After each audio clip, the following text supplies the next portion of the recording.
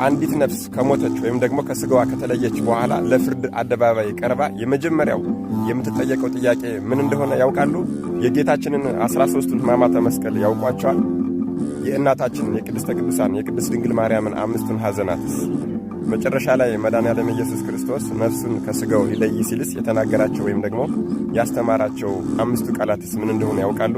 አዎ፣ አንዲት ነፍስ መጀመሪያ ኃጢአተኝነቷ የሚረጋገጠው 5ቱን አዕማደ ምስጢራትና 13ቱን የጌታችንን ሕማማት ካላወቀች ነው።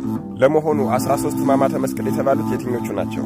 በዚህ በአብይ ጾም ሰሙነ ሕማማት ወይም ደግሞ የመጨረሻው የስግደት ሳምንት ከመድረሱ በፊት አንድ የኦርቶዶክስ ተዋሕዶ አማኝ በዚህ የአብይ ጾም 13ቱን ሕማማተ መስቀል፣ 5ቱን የእመቤታችንን ሐዘናት እንዲሁም ደግሞ 5ቱን አጽራረ መስቀል ወይም ደግሞ መስቀል ላይ ሆኖ መጨረሻ ላይ የተናገራቸውን ቃላቶች ካላወቀ አምላካችን ቸር የዋህ መሐሪ እንዲሁም ደግሞ ይቅር ባይ ሁሉንም የሚያውቅ በመሆኑ ይቀበልለታል እንጂ ሲጾመው የነበረው ጾም ፍጹም ይሆንለታል ብሎ ማሰብ ይከብዳል።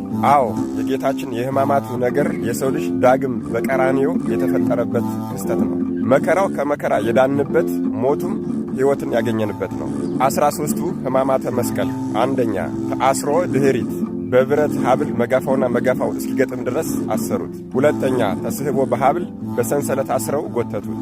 ሦስተኛ ወዲቅ ውስተ ምድር መሬት ላይ ገፍትረው ጣሉት። አራተኛ ተከይዶ በእግረ አይሁዳውያን በእግራቸው ረገጡት። 5ኛ ተገፍኦ ማእከለ ዓምድ ወይም ደግሞ ከግንድ ጋር አጋጩት። አይሁዳውያን መስቀል አሸክመው ወደፊትና ወደ ኋላ እየገፉ ከግንድ ጋር 65 ጊዜ አጋጭተውታል። 6ኛ ተጸፍኦ መልታየት በጥፊ መትተውታል።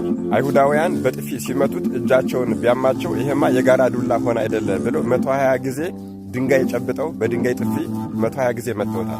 7ኛ ተቀስፎ ዘባን በሽመል ደበደቡት። ጌታችንን 305 ጊዜ በሽመል ደብድበውታል። አምላክነቱ ቻለው እንጂ አንዱ ዱላ አንድ ሰው ይገል ነበር።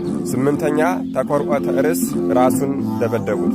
አይሁዳውያን ጌታችንን ፊቱን በጨርቅ ሸፍነው ራሱንና ፊቱን እየደበደቡና እየመቱ ማን የመታህ በል ተናገር ብለው ተሳለቁበት። 9ኛ አክሊለ ሦክ የሾህ አክሊል ጭንቅላቱ ላይ አጠለቁለት። አይሁዳውያን 300 የእሾህ ስቁረት ያለው አክሊል አዘጋጅተው ንጉሥ ነህና ዘውድ ይገባሃል ብለው በራሱ ላይ ደፉበት። አክሊሉም ላይ 73 ፍሬ 1 ክንድ ከስንዝር የሚሆን ስለት አዘጋጅተው በራሱ መሃል ለመሃል ቸነከሩበት። 10ኛ ጸዊረ መስቀል አሸከሙት። ከኋላ ያሉት ቶሎ ቶሎ ሂድ ብለው ሲገፉት በልቡ ይወድቃል። ከፊት ያሉት ደግሞ ቀስ በል ብለው ሲገፉት በጀርባው ይወድቃል።